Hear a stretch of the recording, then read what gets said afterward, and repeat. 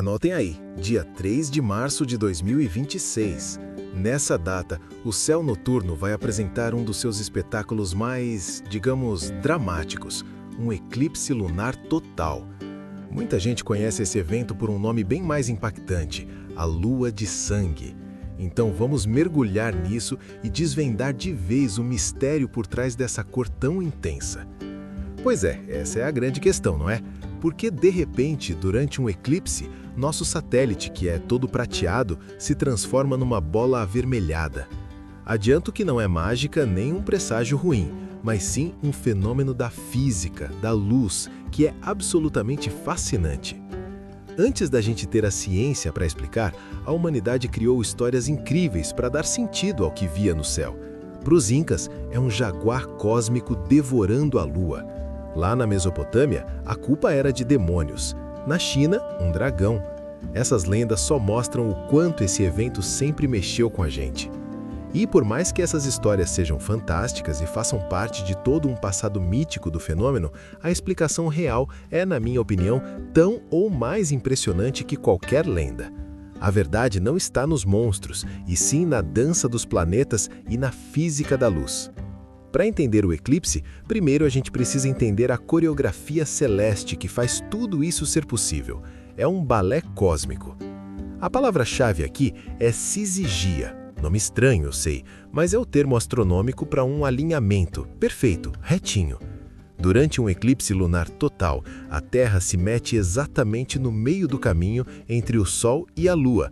Basicamente, ela bloqueia a luz direta do Sol e a sombra que o nosso planeta projeta não é uma coisa só.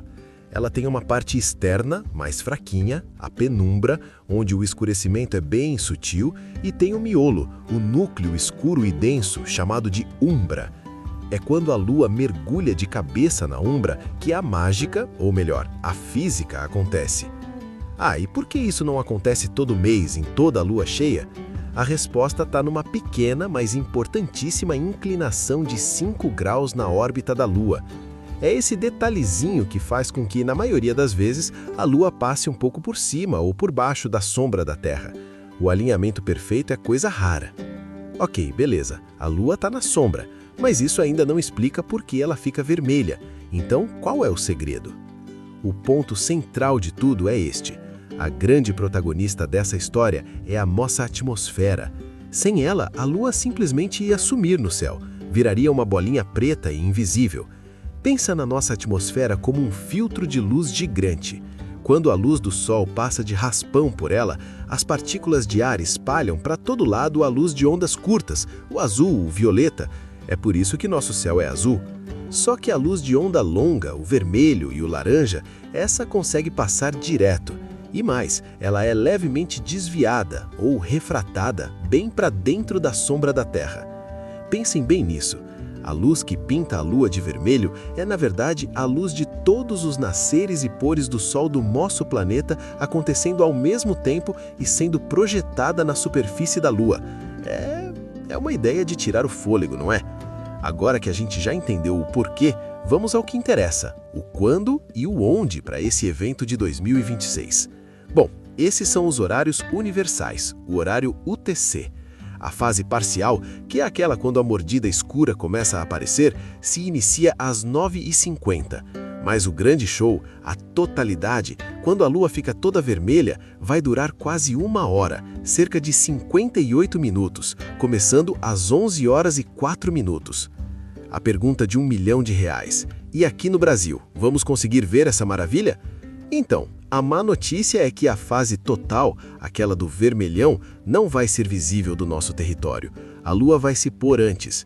Mas calma, nem tudo está perdido. Para quem estiver no oeste do Brasil, especialmente lá no Acre, prepare-se para um espetáculo incrível, um eclipse parcial profundíssimo, com 96% da Lua coberta bem na hora em que ela estiver se pondo no horizonte.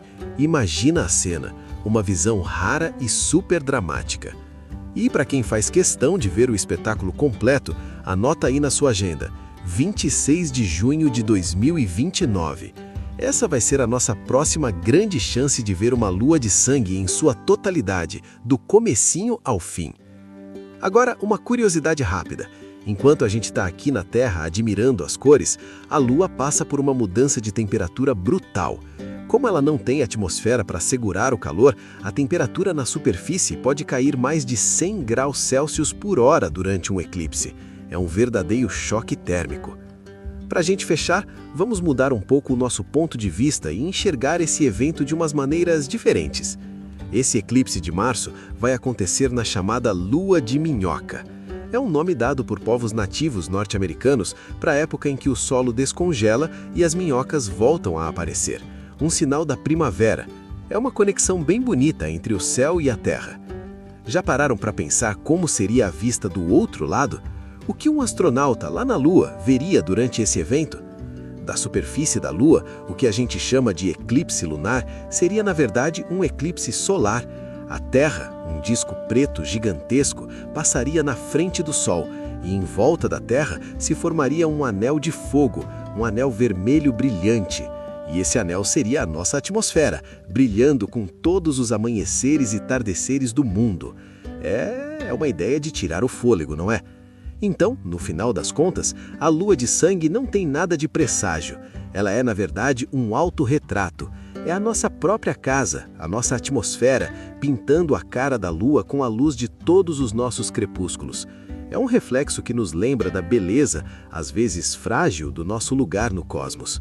Se essa explicação toda despertou a curiosidade, não deixe de se inscrever aqui no canal para a gente fazer mais jornadas como esta, do mistério ao entendimento.